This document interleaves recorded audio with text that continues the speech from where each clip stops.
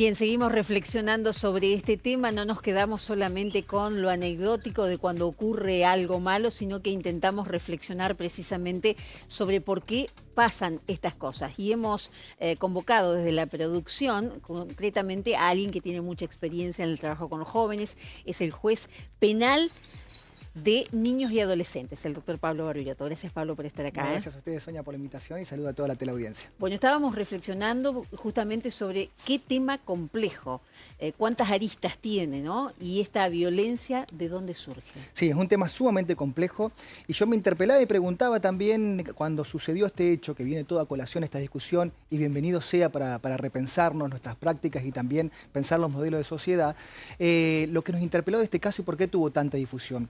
Y quizás, como sucedió en aquel momento con Nadiel Galarza, la persona que mató, las personas que mataron son muy parecidas a nosotros.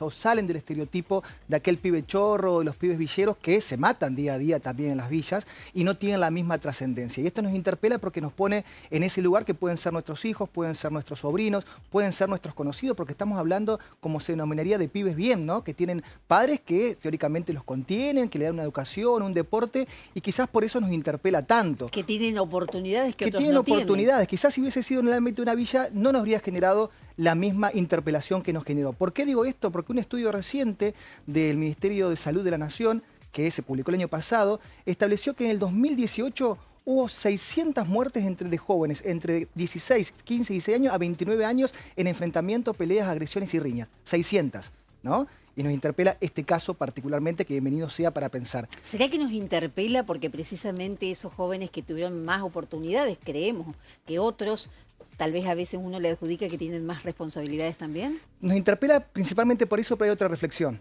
que es el mandato de la masculinidad, que hoy también está puesto en el tapete y estamos discutiendo muchísimo sobre la cuestión de género. Y esto tiene muchísimo que ver con el mandato de masculinidad que aprendemos de nuestra primera infancia, una sociedad patriarcal, donde la forma de desarrollarnos es a través de la violencia. Pareciera que hoy los hombres no nos queda otra forma de demostrarnos la hombría a nosotros mismos y a nuestro grupo de pertenencia, y más en la adolescencia, si no es a través de la violencia.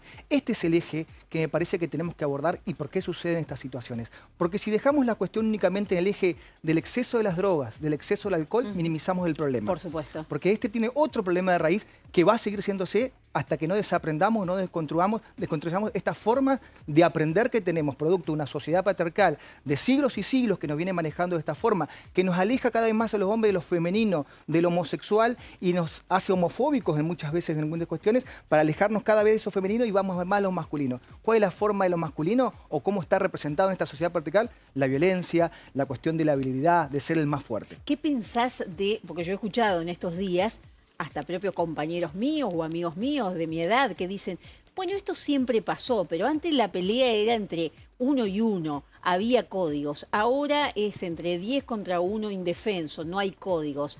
¿Está bien plantearlo así?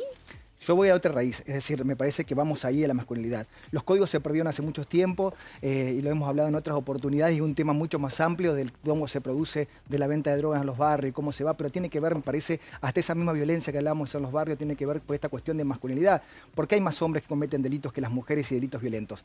También tenemos que pensarnos de esa forma, que el chico en el barrio cuando empieza a cometer delitos también está demostrando la masculinidad y el ser hombre, de tener un arma y enfrentarse y ser el capito del barrio, por decirlo de alguna forma. Tiene que ver con este eje central de decir una forma. A ver, los hombres no nacemos machos y nacemos violentos, sino que nos vamos construyendo a partir de esa sociedad y esos mandatos, ¿no? Hay una familia que está perpetuando esa idea patriarcal. Todo, por eso nosotros, más nuestra generación que estamos hablando, venimos de ese mandato, lo tenemos totalmente naturalizado y tenemos que aprender a desaprender todas estas cuestiones para evitar. A ver, ¿hay soluciones a esto? Yo pienso que sí. Así como aprendimos este modelo patriarcal violento, podemos desaprenderlo de alguna forma. ¿Cuál es la solución? Entiendo una posible solución, la educación sexual integral con perspectiva de género. Desde la primera infancia, entendiendo no solamente la cuestión del respeto, evitar la violencia a los cuerpos, sea de hombres o mujeres, porque no, cuando hablamos de género parece que estamos hablando únicamente de cuestión de violencia de los hombres hacia las mujeres, y tiene que ver muchísimo de la violencia entre hombres y también de los hombres hacia las mujeres. Entonces, la educación sexual integral con perspectiva de género me parece que nos va a dar una pauta de la primera infancia para empezar a los más chicos a trabajar desde esta perspectiva, ¿no? ¿no? que es importantísima. Y seguramente si trabajábamos en esta perspectiva de género, crímenes como estos se podrían evitar. No quiero dejar, más allá de que tu planteo es muchísimo más profundo, no quiero dejar de hablar de la cuestión institucional y no quiero hacer responsabilidad únicamente, obviamente, en el tema de los rugby, pero te quiero contar una anécdota. Familiares míos en Rosario me contaron que unos días antes de que pasara esto en Villa Gesell, pasaban por un lugar donde se entrena precisamente a jóvenes rugby y escucharon a un director técnico decirle: el equipo contrario es el enemigo. Hagan de cuenta que el enemigo es el violador de sus propias madres.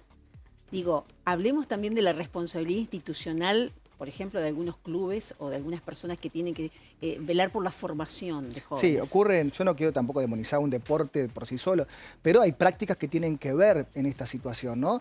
Pero volvemos a la misma raíz. Eso que está diciendo nuestro enemigo que violó a nuestra madre o nuestra hermana, estamos hablando de esa cuestión de la masculinidad.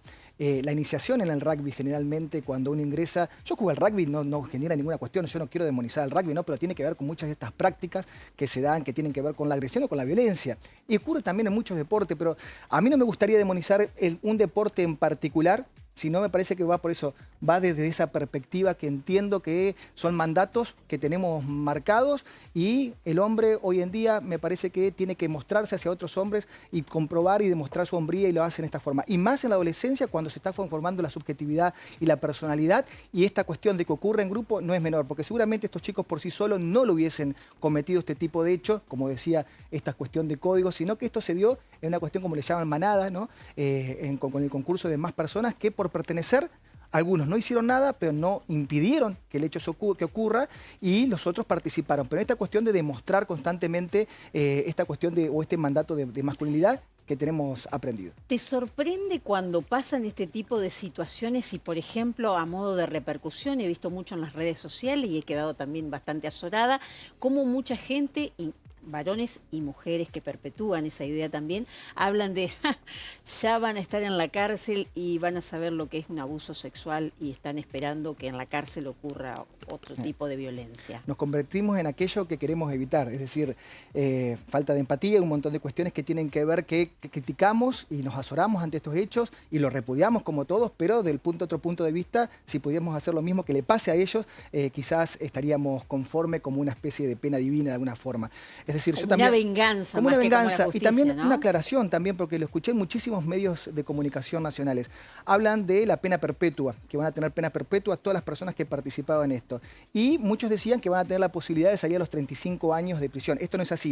En el año 2017 se modificó la legislación penal y las personas que están condenadas a crimen de prisión perpetua pasan toda la vida preso. Es una pena de muerte encubierta, contraria a los ordenamientos internacionales y la propia Constitución. Como el caso de Nayib Galarza, ¿no? Exactamente lo mismo, porque ocurrió con posterioridad a ese hecho. O sea que la pena que van a tener estas personas, en caso de ser condenadas y que se demuestre la culpabilidad, es la pena perpetua.